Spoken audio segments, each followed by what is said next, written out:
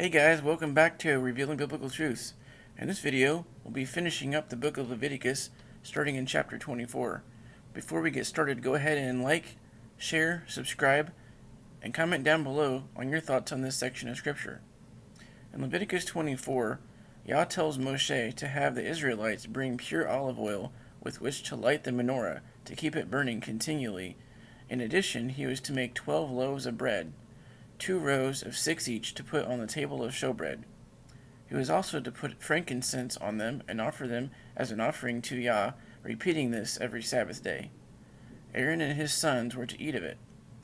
Next, there was a man of the tribe of Dan who blasphemed the name of Yahuwah. He was taken outside the camp and stoned to death, and there was a law given that blasphemy was not to be tolerated, and the punishment was stoning. Yah takes his name very seriously, and his character, and we should revere his holy name. The chapter continues and gives capital punishment for murder as well.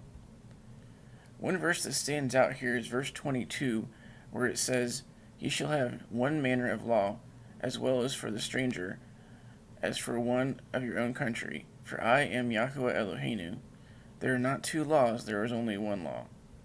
There is not a law for Jews and a law for Christians. There is only one law, both for those of Israel and those who are strangers that sojourn with them, which is a reference to the Gentiles being grafted into Israel.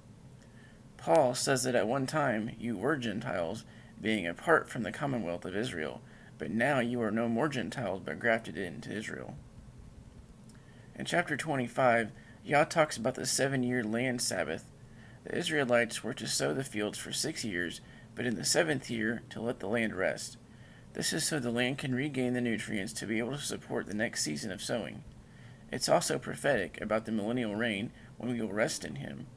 After this, he talks about the 49-year Jubilee cycle, and every 49 years on the Day of Atonement, the 10th day of the 7th month, they are to blow the shofar, and in the 50th year they are to proclaim liberty. The slaves were to go free, and the debts were all to be canceled. Yah also says in the 6th year of the planting that he would increase the yield so as to provide food for the next 3 years.